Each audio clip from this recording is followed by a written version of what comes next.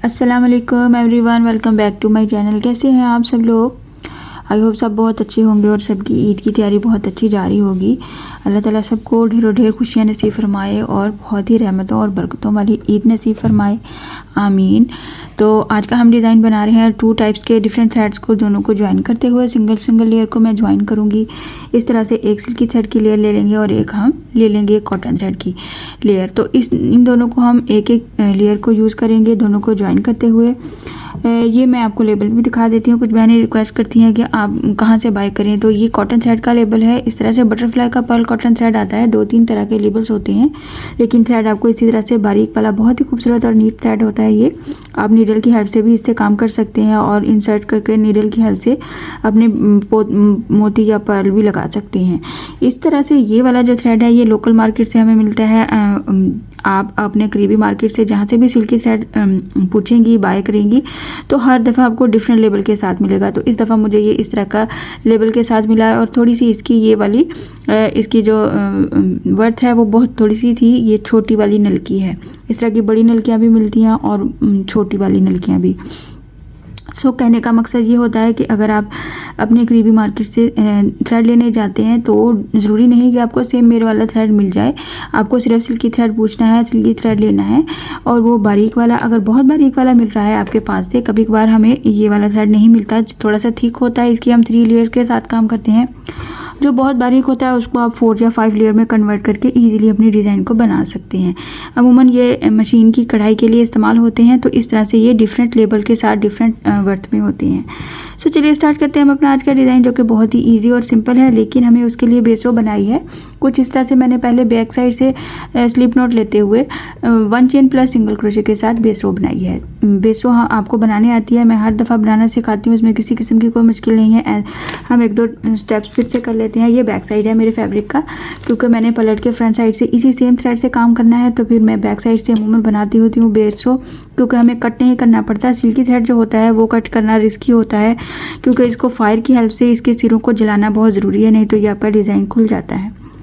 आपने यहाँ पे फ़र्ज़ करना है, आपने स्लिप नॉट ले लिया अपने थ्रेड पे और सिंगल क्रोशे के साथ अटैच कर लिया है। बैक साइड पे कर लें या फ्रंट साइड से कर लें, जैसे आपको इजी लगता है।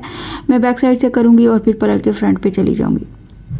सिंगल क्रोशे लिया और 1 चेन का डिस्टेंस लेते हुए हमने 1 चेन के डिस्टेंस पे ही इसको अटैच कर देना है। इस तरह से डिस्टेंस खींच के नहीं लेना है, बहुत ज़्यादा ढीला भी नहीं लेना है। 1 चेन का डिस्टेंस जितना बनता है उतना ही लेंगे हम, और इस तरह से हम अपनी जितनी भी रिक्वायर्ड लेंथ होगी आपकी बेस रो की पूरी कर लेंगे। अगर आप 4 साइडेड डिज़ाइन बना रहे हैं तो आप कॉर्नर साथ बनाते हुए कॉर्नर बनाएंगे। तो क्या करेंगे, यहाँ पे बेस रो के साथ कॉर्नर बनाना है, तो यहाँ पे अमूमन हम 1 चेन प्लस सिंगल क्रोशे ले रहे हैं। तो फ़र्ज़ करेंगे हमारा ये वाला कॉर्नर है। इस तरह से यहाँ पे हमें कॉर्नर किस तरह से लेना है, 2 चेन ले लेना है हमने कॉर्नर पे। यहाँ पे 1 चेन प्लस सिंगल क्रोशे लिया, ये 2 चेन लिया और हमने क्या करना है, कॉर्नर को ऐसे पलट के इसी गैप में दूसरी साइड से पलटते हुए इसका हमने कॉर्नर बनाना है। यानी गैप एक ही रहेगा, लेकिन स्टिच को हम दूसरी साइड पे ले जाएंगे, कॉर्नर की दूसरी साइड पे। तो इस तरह से ये हमारा कॉर्नर बन जाएगा और इस तरह से इस साइड पे अपना बेस रो कंप्लीट कर लेंगे आप 1 चेन प्लस सिंगल क्रोशे के साथ। इस तरह से हमने ये बेस रो कंप्लीट किया है 1 चेन प्लस सिंगल क्रोशे के साथ, जितनी आपको रिक्वायर्ड लेंथ है। यहीं से हम कट नहीं करेंगे थ्रेड और फ्रंट पे वापस आ जाएंगे। इस तरह से ये हमारे फ्रंट की बेस रो की लुक नज़र आएगी, जो कि सेम ही होती है फ्रंट और बैक की बेस रो। यहाँ पे क्या करना है, हम फ्रंट पे एंटर होते ही पहले से अपने अपने फैब्रिक को फोल्ड ज़रूर कर लेना है। इस तरह से प्रेस की हेल्प से कर लीजिए, सिलाई की हेल्प से कर लीजिए, एजेस को नीट कर लीजिए, बस आपको आसानी हो इसको थ्रेड्स को यूज़ करना और हुक को आपके लिए आसानी हो जाए। ये हम फ्रंट साइड पे आ गए हैं, हमारे पास बेस रो है। यहाँ पे हम क्या करेंगे, यहाँ पे हमें क्या करना है, 1 चेन लेते हुए 1 गैप पे सिंगल क्रोशे बनाना है, 1 चेन फिर से, और अगर नेक्स्ट वाले गैप में चले गए, गैप टू गैप में हमने इससे इंसर्ट करते जाना है, यानी कि सिंगल क्रोशे स्किप करते हुए 1 चेन लिया और इसको नेक्स्ट वाले गैप में हमने सिंगल क्रोशे किया। इस तरह से यहाँ पे हम मैक्सिमम 5 गैप्स को कवर करेंगे।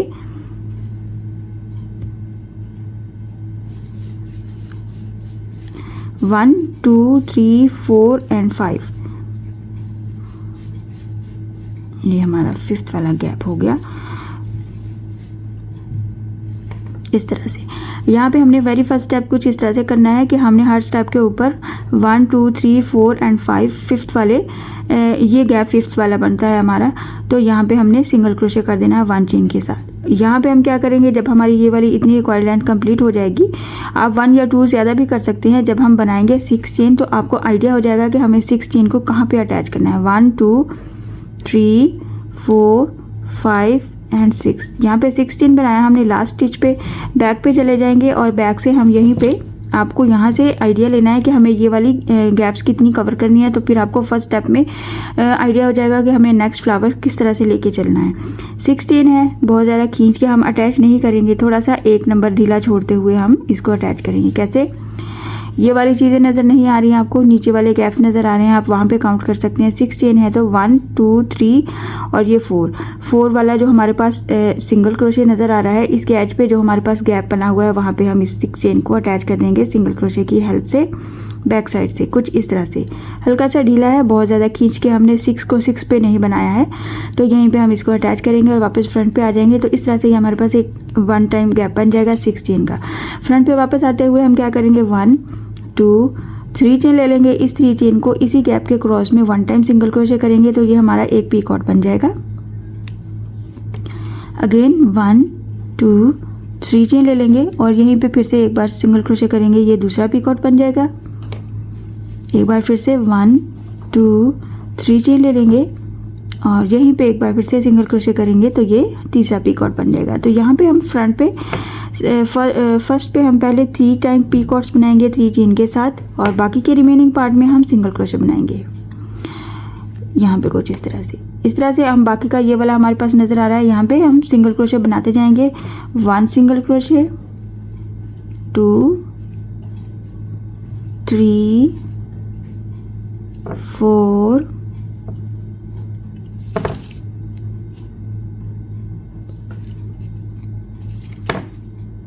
5, ये हमारा 6 या 7 मैक्सिमम बनेंगे।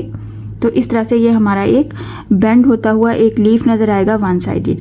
यहाँ पे हमने 6 बनाए हैं, आप 7 भी बना सकते हैं, थ्रेड पे डिपेंड करता है, 1 कम ज़्यादा हो सकता है। अच्छा, जैसे ही हमने ये वाली कंप्लीट कर ली पूरी लेंथ, हमने यहाँ पे क्या करना है, इसको यहाँ पे इससे नेक्स्ट वाले गैप में हमने इसको सिंगल क्रोशे कर देना है।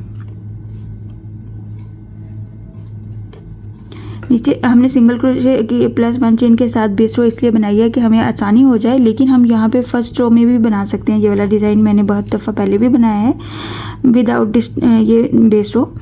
तो यहाँ पे जैसे ही हम नेक्स्ट गैप में इसको अटैच कर देंगे सिंगल क्रोशे के साथ, यहीं पे हम एक बार फिर से 6 चेन ले लेंगे। 1 2 3 4 5 एंड 6। इस 6 चेन को हम बैक पे ऐसे ही चले जाएंगे और बैक पे जाते हुए हमने क्या करना है, यहाँ पे ये जो हमारा पीकॉट्स का फ्लावर है इसको स्किप करते हुए इससे नेक्स्ट वाला जो पैटर्न है सिंगल क्रोशे है वहाँ पे हमने इसको सिंगल क्रोशे कर देना है बैक साइड से, जैसे हम फर्स्ट टाइम में हमने किया था। फ्रंट पे वापस आ जाएंगे, तो फ्रंट पे वापस आते हुए इसके एज पे ये जो हमारे पास 6 चेन बना हुआ है इसके फ्रंट पे हम इस तरह 3 पीकॉट्स बनाएंगे 3 चेन के साथ, और बाकी के रिमेनिंग पार्ट में 6 या 7 फिर से पीकॉट्स बनाएंगे। तो 1 2 3 chain, 1 time picot, 1 2 3 chain, 2 time picot,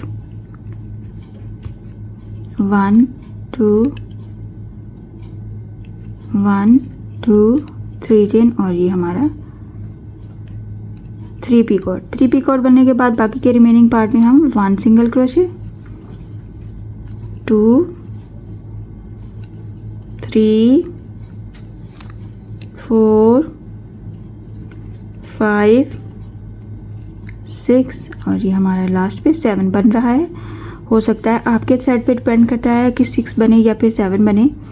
यहाँ पे हम नेक्स्ट वाले गैप में इसको भी सिंगल क्रोशे करेंगे, नेक्स्ट वाले गैप में हम सिंगल क्रोशे करते जाएंगे, और यहीं से फिर हम यहाँ से हम ये हमारे पास 2 टाइम रिपीट हो गया है। आप सिंपल इतना भी डिज़ाइन बना सकते हैं, बट हम यहाँ पे 3 टाइम रिपीट करेंगे। यहीं से हम फिर से 1 2 3 4 5 एंड 6, इस 6 को भी हम बैक पे जाते हुए पीछे वाले फ्लावर के जो लास्ट वाला हमारा यानी जो फर्स्ट वाला सिंगल क्रोशे है वहाँ पे हम इसको सिंगल क्रोशे कर देंगे। बैक से ही वापस फ्रंट पे आएंगे, तो इस रिमेनिंग पार्ट में जो 6 चेन का हमारे पास गैप बन गया है, पहले हम 3 चेन के 3 पीकॉट्स बनाएंगे। 1 टाइम हो गया हमारे पास पीकॉट। अगेन 1 2 3 चेन, इसको भी हम पिक आउट कर देंगे। 1 2 3 चेन और इसको भी हम पिक आउट कर देंगे। इस तरह से सिंगल क्रोशे के साथ हम 3 पिक आउट बनाएंगे। बाकी के रिमेनिंग पार्ट में फिर से हम सिंगल क्रोशे बनाएंगे। 1 2 3 4 5 6 और ये 7। काउंटिंग कंप्लीट करने के बाद हम इसको नेक्स्ट वाले गैप में अटैच कर देंगे सिंगल क्रोशे की हेल्प से, और इस तरह से ये हमारा एक पैटर्न कंप्लीट हो जाएगा। मैंने 1 साइडेड 3 पैटर्न्स को कंप्लीट किया, आप 2 टाइम भी कर सकते हैं और इस तरह से 3 भी बना सकते हैं। सो इस तरह से कि हमारा डिज़ाइन नज़र आता है, बहुत ही खूबसूरत और एलिगेंट बनता है और बहुत ही अच्छे से बनता है। इसको आप हैंड वॉश की बजाय मशीन वॉश भी कर सकते हैं। इस तरह के डिज़ाइन जो होते हैं, जो हमने 2 टाइप्स के थ्रेड्स को ज्वाइन करके बनाए होते हैं, वो मजबूत होते हैं, खुलने का उसका खतरा नहीं होता है, तो उसको आप हर तरह से यूज़ कर सकते हैं। नेक्स्ट फ्लावर पे चलेंगे हम। नेक्स्ट बनाने के लिए हमें क्या करना है, सेंटर में हमें गैप भी रखना है और अपनी ये काउंटिंग भी कंप्लीट करनी है कि जितनी काउंटिंग पे हमने ये वाला पैटर्न कंप्लीट किया था।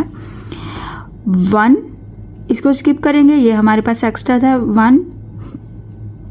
इसको भी काउंट करेंगे। 1 2 3 4 5 एंड ये 6 सिंगल क्रोशे थे हमारे पास, 5 गैप्स थे। ठीक हो गया। और यहाँ पे हमने 6 सिंगल क्रोशे के साथ फिर से 5 गैप्स बनाने हैं और फिर बाकी का साथ में हमने डिस्टेंस भी रखना है। आप चाहें तो डिस्टेंस 2 या 3 टाइम रिपीट कर सकते हैं, चाहें तो ज़्यादा भी रख सकते हैं। इस तरह से 1 चेन लिया, नेक्स्ट गैप में चले गए, ये हमारा एक बार डिस्टेंस हो गया।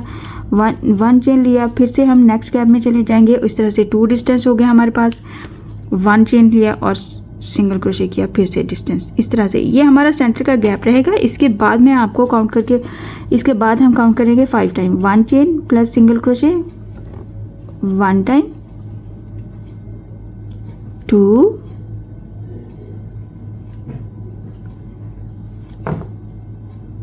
3 और ये 4 हो गया हमारे पास सिंगल क्रोशे और ये 5 हो गया हमारे पास गैप। इस तरह से यहाँ तक हम अपना पैटर्न बनाएंगे। बाकी का ये हमारा फ्लावर के सेंटर का डिस्टेंस रहेगा। जब हमने अपनी काउंटिंग कंप्लीट कर लेनी है तो हमने क्या करना है, इसके एज पे 6 चेन बना लेना, जैसे हमने स्टार्टिंग पे किया था। 1 2 3 4 5 एंड ये 6 को बैक पे जाना है। बैक पे जाते हुए हम काउंट करेंगे। जैसे आप इस तरह से भी देख सकते हैं, अगर काउंट नहीं करना चाहते हैं तो इस तरह हम खींच के नहीं बनाएंगे, थोड़ा सा ढीला छोड़ेंगे, एक पॉइंट हम पीछे करके बनाएंगे। यहाँ से 1 2 3 और ये 4, 1 2 3 और ये 4, इसके एज पे हम इसको सिंगल क्रोशे कर देंगे। ठीक हो गया ऐसे। और यहाँ से फ्रंट पे वापस आ जाएंगे तो 3 पीक आउट्स बनाएंगे 3 चेन के साथ। 1 2 3 चेन। फर्स्ट वाले पॉइंट में हमने सिंगल क्रोशे किया, 1 2 3 चेन,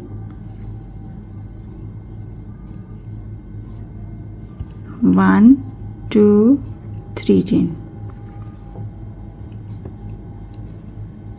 इस तरह से हमने ये पी कॉर्ड्स बना लिए और बाकी के रिमेनिंग पार्ट में हमने फिर से 7 या 6 सिंगल क्रोशे बनाने। 1 2 3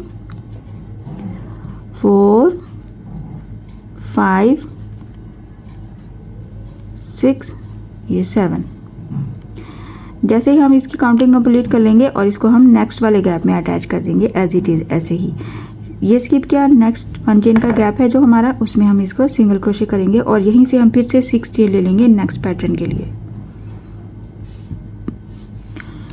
1 2 3 4 5 6 बैक पे चले जाएंगे।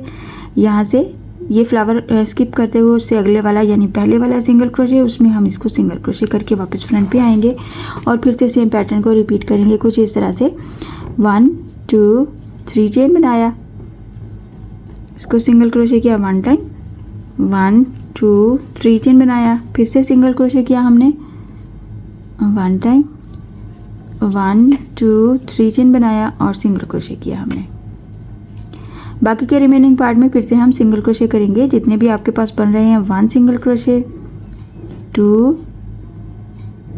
3 4 5 6 7 और नेक्स्ट वाले गैप में इसको सिंगल क्रोशे कर देंगे।